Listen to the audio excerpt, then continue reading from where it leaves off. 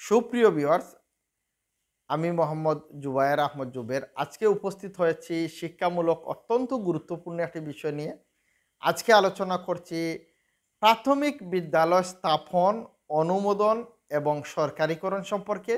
অর্থাৎ কিভাবে একটি প্রাথমিক বিদ্যালয় স্থাপন করতে হয়, কি কি প্রয়োজন হয়, কতটুক জমির প্রয়োজন হয়, শিক্ষক শিক্ষিকা কতজন প্রয়োজন হয় ইত্যাদি বিষয়, শিক্ষার্থী কতজন প্রয়োজন হয় এবং প্রাথমিক বিদ্যালয় স্থাপনের অনুমোদন এবং সরকারিকরণ প্রক্রিয়া। অর্থাৎ আজকে এই প্রাথমিক বিদ্যালয় স্থাপন, প্রাথমিক বিদ্যালয় অনুমোদন এবং সরকারিকরণ সম্পর্কে বিস্তারিত পুঙ্খানুপুঙ্খভাবে আলোচনা করছি। বেসরকারি প্রাথমিক বিদ্যালয় স্থাপনের জন্য নিজস্ব মালিকানায় অথবা ভাড়ায় মেট্রোপলিটন এলাকার জন্য 8%, পৌরসভা এলাকায় 12% এবং অন্যান্য এলাকায় 30% জমি থাকতে হবে। অর্থাৎ মফস্বল এলাকায় 30% জমি থাকতে হবে। এ জমিতে কমপক্ষে 3000 বর্গফুটের মধ্যে 6 কক্ষ বিশিষ্ট ভবন থাকতে হবে। এখানে একটি বিষয় স্পষ্ট করতে চাই, অর্থাৎ প্রাথমিক বিদ্যালয়গুলো প্রথমে বেসরকারি উদ্যোগে প্রতিষ্ঠা করতে হয়, তারপর যথাবিধি মেনে রেজিস্টার করে বিধি অনুযায়ী সরকারিকরণ করতে হয়। তো আমরা আজকে যে বিষয়টি আলোচনা করছি তা হচ্ছে প্রাথমিক বিদ্যালয় স্থাপন, প্রতিষ্ঠা, অনুমোদন এবং সরকারিকরণের বিভিন্ন বিষয় নিয়ে। তো সর্বপ্রথম প্রাথমিক বিদ্যালয়গুলো বেসরকারি উদ্যোগে অথবা বেসরকারি মাধ্যমে প্রতিষ্ঠা করতে হয়। প্রতিষ্ঠা করতে কি কি প্রয়োজন আজকে আমরা সে সম্পর্কে বিস্তারিত আলোচনা করছি। 30 শিক্ষার্থীর জন্য একজন শিক্ষকের বাধ্যবাধকতা রেখে সরকারি প্রাথমিক বাংলা ও ইংরেজি মাধ্যম বিদ্যালয় নিবন্ধন বিধিমালা 2011 জারি করেছে সরকার। এ বিধিমালা অনুযায়ী বেসরকারি প্রাথমিক বিদ্যালয়ের শিক্ষক কর্মচারীদের বেতন ভাতা পুরোপুরি বিদ্যালয় কর্তৃপক্ষকে বহন করতে হবে।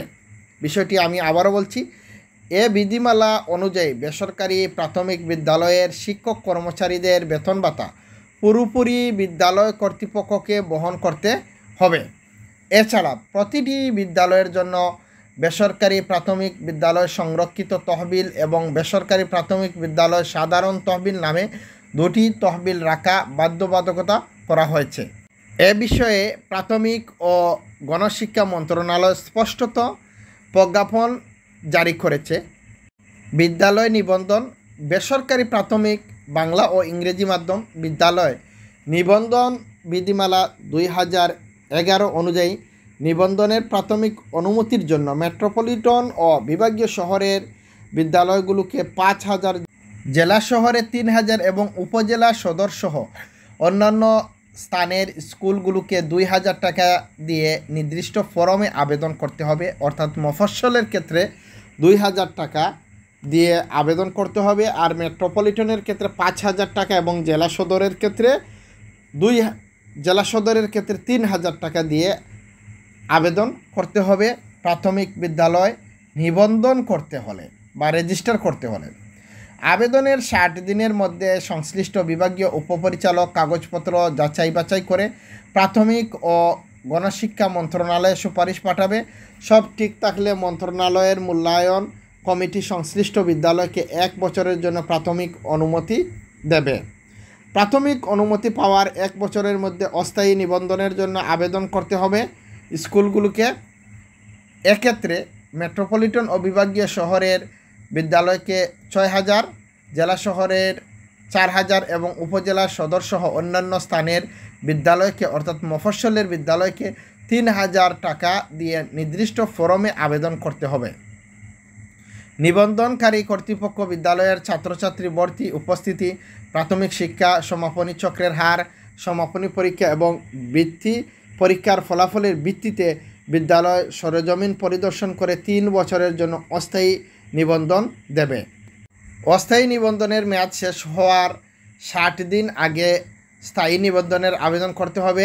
এক্ষেত্রে মেট্রোপলিটন ও বিভাগীয় শহরের বিদ্যালয়কে 12,000, জেলা শহরে 8,000 এবং উপজেলা সদরসহ অন্যান্য স্থানের স্কুলগুলোকে 6,000 টাকা দিয়ে নির্দিষ্ট ফরমে আবেদন করতে হবে। 5 বছরের জন্য স্থায়ী নিবন্ধন দেওয়ার আগে ছাত্রছাত্রী ভর্তি, উপস্থিতি, প্রাথমিক শিক্ষা সমাপনী পরীক্ষার ফল, প্রাথমিক শিক্ষা সমাপনী চক্রের হার সহ অন্যান্য বিষয় বিবেচনা করা হবে।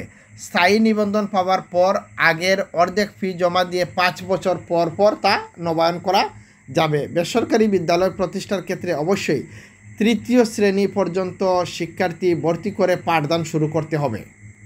ব্যবস্থাপনা কমিটি বিদ্যালয় পরিচালনায় স্বচ্ছতা ও জবাবদিহিতা নিশ্চিত করতে প্রত্যেক বিদ্যালয়ে 9 সদস্যের একটি ব্যবস্থাপনা কমিটি থাকতে হবে বলে উল্লেখ করা হয়েছে নিবন্ধন বিধিমালায়।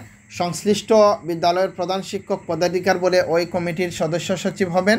এছাড়া বিদ্যালয়ের শিক্ষকদের মধ্য থেকে একজন, মেধাবী শিক্ষার্থীর অভিভাবকদের মধ্য থেকে একজন এবং অন্যান্য শিক্ষার্থীদের অভিভাবকদের মধ্য থেকে কমিটিতে 2 জন প্রতিনিধি থাকতে হবে।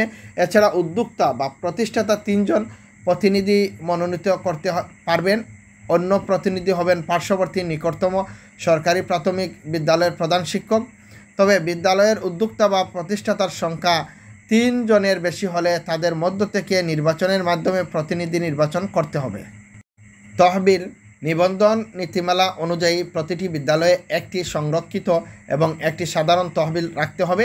সংরক্ষিত তহবিলের নাম হবে বেসরকারি প্রাথমিক বিদ্যালয় সংরক্ষিত তহবিল। এ তহবিলে মেট্রোপলিটন এলাকার বিদ্যালয়ের জন্য 1 লাখ, জেলা সদরে অবস্থিত বিদ্যালয়ের জন্য 75,000, উপজেলা সদর ও পৌরসভায় অবস্থিত বিদ্যালয়ের জন্য 50,000 এবং ইউনিয়ন পর্যায়ে অবস্থিত বিদ্যালয়ের জন্য 25,000 টাকা রাখতে হবে।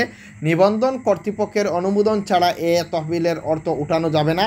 আর শিক্ষার্থীদের বেতন ভাতা, সরকারি বেসরকারি অনুদান এবং অন্য উৎস থেকে আয়ের অর্থ সংরক্ষিত থাকবে সাধারণ তহবিলে।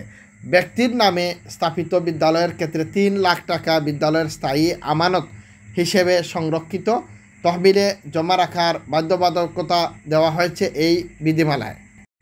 ছাত্র শিক্ষক অনুপাত বেসরকারি প্রাথমিক বিদ্যালয়ের প্রতি 30 জন শিক্ষার্থীর জন্য 1 জন শিক্ষক থাকতে হবে। কোনো শ্রেণীতে শিক্ষার্থীর সংখ্যা 30 জনের বেশি হলে শাখা খোলা যাবে। প্রথম থেকে 5ম শ্রেণীর জন্য কমপক্ষে 6 জন শিক্ষক নিয়োগ করতে হবে। এদের মধ্যে 3 জন হবে মহিলা শিক্ষক।